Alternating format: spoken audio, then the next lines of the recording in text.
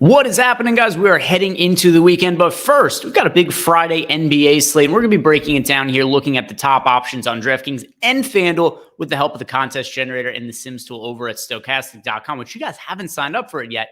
Now is the time, because only until Monday, we have a promo code going, promo code Millie, where if you sign up using that link we have below, you're going to get 20% off. And we do not discount this very frequently, but we're celebrating something. We had somebody win the NFL Millie Maker on Sunday using our Sims tool. Somebody else won the $3.20 max for $100K. Also, somebody won the mini max for NFL this weekend. So with all the success people are having, we decided to run a promo for it. So if you want to get in and try out the tools, now is the time, because that promo code for 20% off for new users is only going to be good until Monday. So check that out if you guys haven't already. But let's start looking now at the slate for NBA tonight, starting with DraftKings. By the way, the Millie promo, that is good for either NFL or NBA. Whatever it is that you guys want to choose when you sign up, you could use that promo code for it. But let's start here looking at my top projected lineup for DraftKings. 346% projected simulated ROI. It is Devontae Graham, DeAnthony Melton, who's been on a tear lately, Franz Wagner, Tobias Harris, Onyeka Okongwu, Colin Sexton, Michael Porter Jr., and Nikola Jokic. That is our number one overall top projected lineup that I got to here in the Sims. And now I'm going to favorite my top 150 lineups, and we'll start going by each position and find out who are the core plays that I'm getting to. Starting with the point guards. At point guard, I've got a few guys getting to at a good clip here. Colin Sexton, DeAnthony Melton, Jordan Clarkson, and Jeremy Sochan. Those are the core plays we're looking at here at point guard, whereas we're underweight to Trae Young, Fred VanVleet, Tyrese Maxey, Malik Monk. Those are players I'm getting to less of than the field. Let's go to shooting guard for the core plays. Core shooting guard options, getting to the most of Colin Sexton, DeAnthony Melton, only project for 14% ownership, Melton, so coming in well overweight to the field, nearly 40% of him in my lineups. And then also Malachi Branham, he's in a third of my lineup, so not all that different from the field. Field also getting to him 34% of the time. Clarkson, once again, at 21% of my lineups, and then we've also got 18% of Kevin Huerter. So of these guys that I'm getting a good amount of, most of them aren't all that popular. 14% of the field on Melton, 13% on Clarkson, 13% on Kevin Huerter. So overweight to those guys. And then underweight to Doug McDermott, Malik Monk, KCP here at shooting guard. Small forward core options, we have showing up at small forward, Terrence Mann, Tobias Harris, RJ Barrett. So the expectation is that Terrence Mann is going to move into the Clippers starting lineup tonight. We did see Russell Westbrook requested to be moved to the bench, which I do think is going to be a better role for him on the Clippers and should be better for the floor spacing on the Clippers offensive starting unit. Because you really look at that team and, it's hard to figure out. Neither James Harden nor Russell Westbrook are great at playing off the ball. So if they're on the court together, one of them has to play off the ball. And then it's just kind of a weird situation. So it looks like Westbrook's going to be moving to the bench today, with Terrence Mann moving into the starting lineup, making one of the top value plays on the slate. So three guys here that I have north of 40% exposure to at small forward, and then underweight once again to Doug McDermott, and then Lauri Markkanen and Jaylen Brown at small forward. Power forward core options, what do we have here?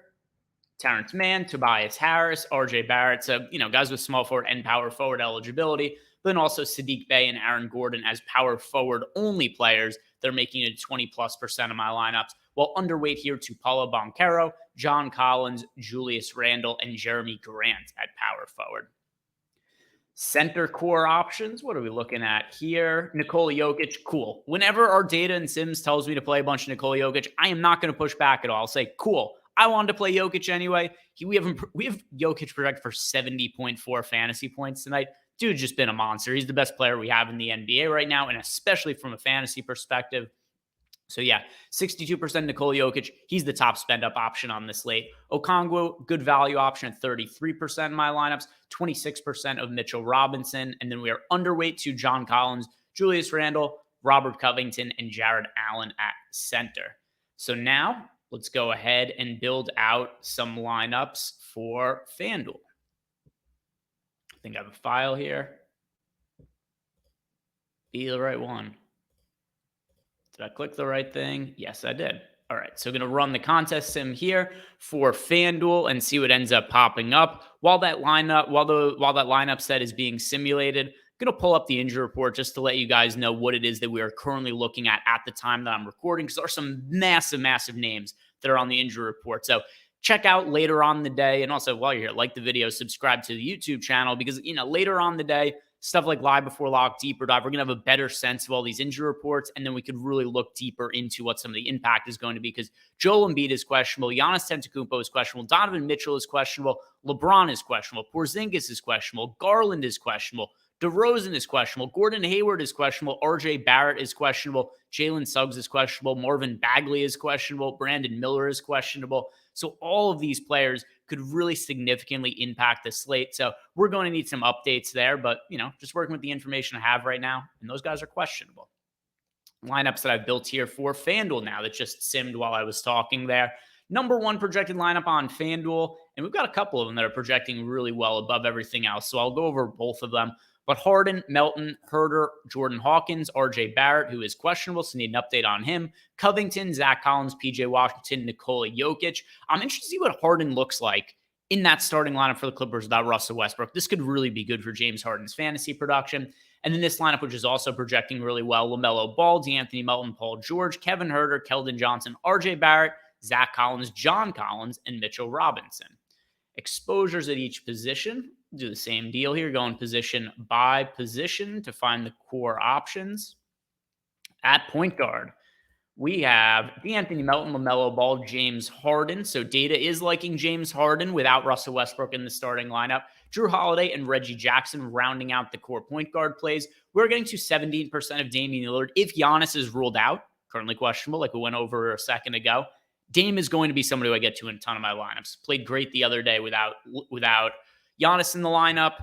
Didn't really see any kind of hard minutes restriction. Took a ton of usage there. Underweight to the field at point guard: Jalen Brunson, Malik Monk, Cade Cunningham, and Kobe White. Shooting guard core options next for FanDuel. We have DeAnthony Melton, Kevin Herter, Shaedon Sharpe, James Harden, Paul George, and then underweight at shooting guard to Malik Monk, Gary Trent Jr., Cade Cunningham, Colin Sexton, Grayson Allen, and Malachi Branham. So this looks like a slate where it's pretty interesting, filtering between, DraftKings and FanDuel, is way different player exposures, right? Some of the players that we're underweight to on DraftKings are core plays on FanDuel and vice versa. It's like Malachi Branham had him, in a lot more lineups on DK. And curious to see what other players end up popping up in kind of a similar way as differences between the two sites. But Jeremy Grant, RJ Barrett, Kevin Herter, Shaedon Sharpe, Paul George, those are your core plays at the small forward spot. And then underweight here to Kevin Durant, Robert Covington, Grayson Allen, Malachi Branham, and Franz Wagner. Power forward core options. And here's another one. John Collins is in 79% of my top 150 lineups on FanDuel, but I was underweight to the field to him on DK. Core plays at power forward: John Collins, Jeremy Grant, PJ Washington, and Zach Collins. And then underweight to Kevin Durant, Zion Williamson, Robert Covington, Julius Randle, Denny Avdia at power forward. Now we'll bring it home with the centers, and let's see if we're getting to a bunch of Jokic here. We are not. So, still overweight to the field, right? 16.7% of Jokic compared to 9.5% ownership, but still wildly different compared to DK, where we had, 60% of Nikola Jokic. But core power forward / center options. So some of these guys we already went over at power forward, and Collins, Washington, and then Collins again. But then the center exclusive guys that we're getting to a good amount of are Mitchell Robinson, Nikola Jokic, and then some of Vooch here as well at 12%.